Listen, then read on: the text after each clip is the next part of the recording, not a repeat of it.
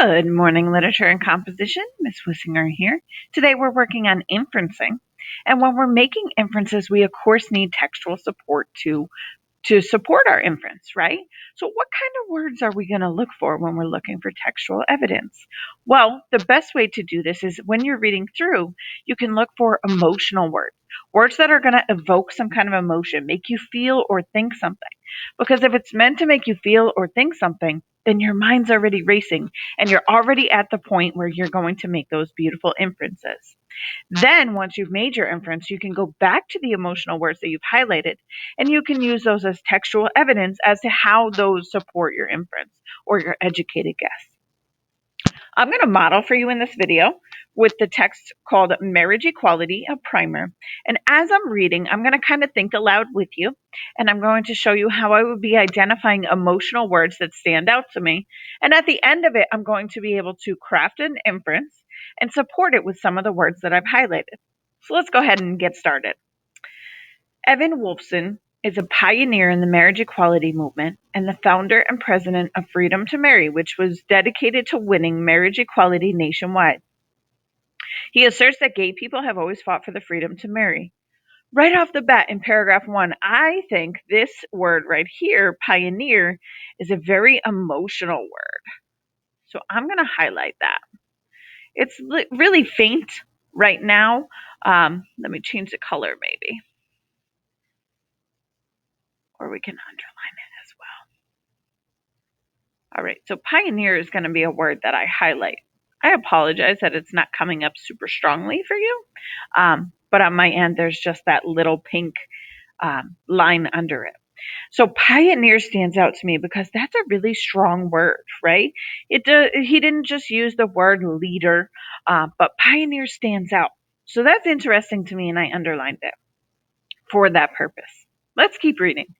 Wolfson explains that by 1972, 2 years after Stonewall, there were 3 major cases brought by couples in court systems in different states, all challenging the denial of the freedom to marry. This country just wasn't ready for it. The conversation had not been had. All those cases were denied. That's pretty straightforward and factual to me, so I'm not going to highlight anything in paragraph 2. So let's keep reading. Then a second wave of marriage litigation began in the very late 1980s, and early 1990s. This wave went on to launch an ongoing global movement that has made it possible for gay people to share in the freedom to marry in most of the United States and 18 countries on 5 continents. Why did the first wave fail? And why did the second wave launch this extraordinary success and momentum? Extraordinary success and momentum is definitely something that I want to focus on, right? This is a phrase that shows great strength and evokes emotion. The answer is because of what happened between those 2 waves. That was AIDS. AIDS broke the silence about gay people's lives and really prompted non-gay people to think about gay people in a different way. It prompted gay people to embrace this language of inclusion, most preeminently marriage. That in turn accelerated our inclusion in society and the change in attitudes. I really like the terminology of accelerated our inclusion, right? It sped it up of being inclusive. AIDS changed our movement from a movement fighting just to be let alone. Don't harass us, don't attack us, don't beat us up, don't blackmail us, into a movement not just to be let alone, but being let in. I really like that.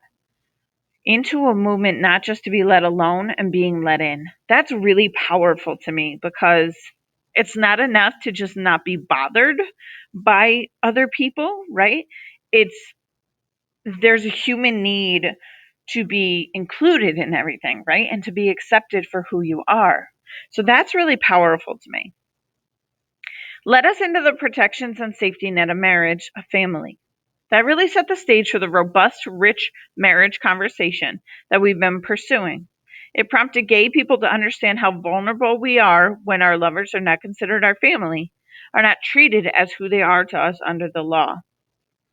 There were also other drivers of the push for same-sex marriage.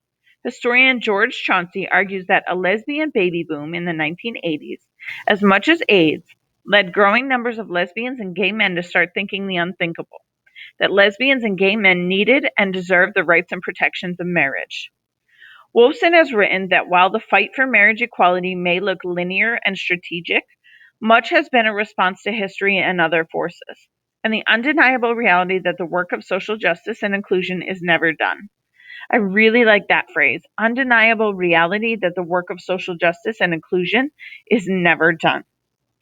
This is not just a one and done battle, right? So this is an ongoing fight for inclusion, for social justice, and I really like those words and that phrasing triggers emotion in us. Like, okay, it's not enough to just be passive and read about this. We all have to stand up for this, and we all have to fight for social justice.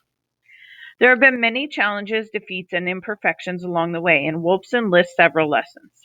If you can't say what winning is, you're not going to be able to get there as effectively as you need to, because one, you may not be going in the right direction, and two, you won't be able to inspire and encourage others to come in and join you. Winning the freedom to marry made space for a transformative language that would make everything we seek more attainable. Our fight to win it would be an engine of change. Ooh, I really like that. An engine of change. That's amazing. It needed to be multi-year, multi-state, and multi-partner. And he writes, the strategy needed to operate methodically. My goodness, Jordan. Sorry. A phrase he took from Dr. Martin Luther King Jr. We needed to combine litigation and legislation, and a direct action and public education, and personal persuasion and storytelling and engagement. And we needed to roll those out in synergy. Wolfson says that opposition within the LGBTQ community to focusing on marriage falls into two camps. One camp embraced the argument that we shouldn't be fighting for the freedom to marry because we should be pursuing a much more diverse, bigger, much more expansive idea of what family is altogether. Marriage and participation within marriage were just too limiting. We should be fighting to redefine the family. We should be fighting for everything, for everybody, instead of any one particular institution embodiment of family structure. This paragraph right here is really interesting to me. So I want to focus on what are some words that stand out in terms of the first camp, right? So I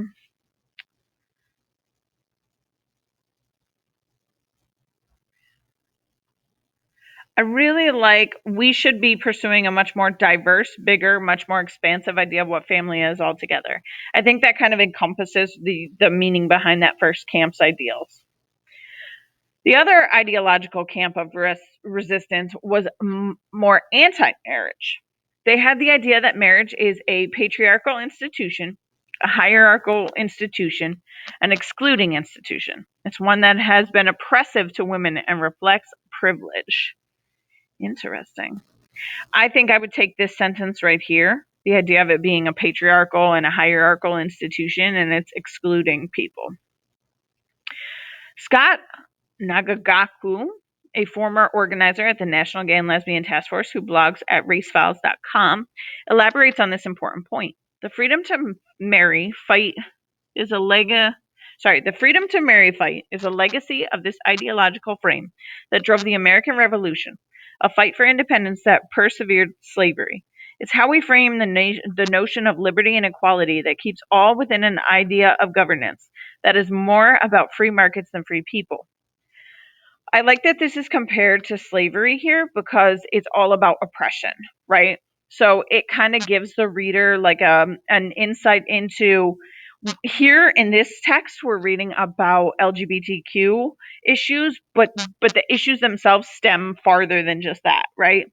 So I like the fact that it's there's the analogy to slavery because it really kind of opens our eyes to like, oh, okay, this is a huge problem, right? Fundamentally, this is about preventing the government from discriminating and denying gay people the same freedom of choice to participate in such an important institution as anyone else. Wolfson says that the LGBTQ struggle continues to evolve. You always have to be vigilant. You always have to keep educating. You always have to keep fighting for the next piece and the next person who may not have yet been fully brought into the gains you've won. I think that is one of the clear lessons of history. It's never really over. I really like the phrases here. You always have to keep fighting for the next piece and the next person. I really like that. In June 2015, Freedom to Marry and other organizing efforts contributed to the Supreme Court ruling that mandated marriage equality. Wolfson says, I do believe that it's about getting people to take a stand and speak up and think anew, in Lincoln's words, and engage with others and move things. That's what we've been able to do, and I believe that this is the story of every movement. You have to get up and speak out and work and trust that you can get people to rise to fairness. Then you have to do the work of helping them to get there. So if I were to make an inference, right, inferencing is making an educated guess.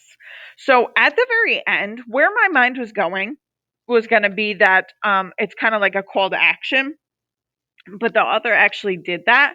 So I can't really say that that would be making an inference. But what I can say is that we would make inferences saying that this is a much bigger issue than just for anyone within the LGBTQ2 community, right? And that's the inference that I'm going to make. And I'm going to use the evidence that I already highlighted. And I'm going to go back and I'm going to write about, let me go back to where it was. I'm going to refer back to the slavery marking that I had.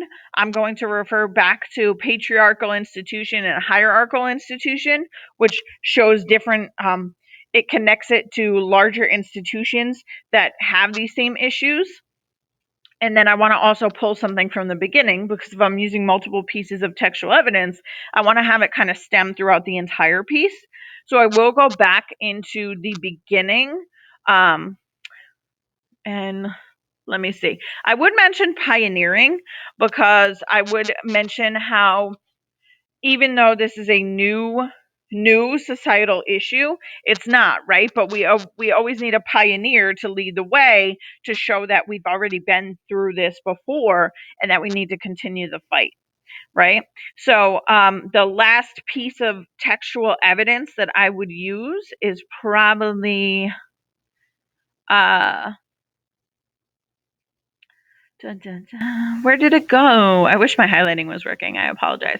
But this is part of, like, I'm glad you get to see this, because this is how everyone goes back and looks for textual evidence, because this is close reading, right? We go back with another lens, and our lens is to look for evidence for our inference, and that's what we do. So, oh, I really like, okay, this one. The undeniable reality that the work of social justice and inclusion is never done. I would choose that as my next piece of textual evidence, because I really believe that it demonstrates, making the inference that this is a larger issue than just the LGBTQ issue, and that we all need to fight for social justice, right? So I would use that as textual evidence as well. All right, so now that you've watched the modeling video, you are going to read the next 2 pages about Julio Salgado. All right, so you're going to read through these 2 pages right here, and you're going to do the same thing. You're going to be looking for emotional words. So there's a Google document attached where you can write down the list of words as you're reading. So have them both open in 2 tabs, and then as you're reading, you pull the emotional words, and at the very bottom of the Google document, it's going to ask you to make the inference and support it with some of the emotional words that you chose. Remember, where we find emotion and where the author wants us to feel or think something, that's where our opportunity for inferencing is. Let me know if you have any questions. See you back in class.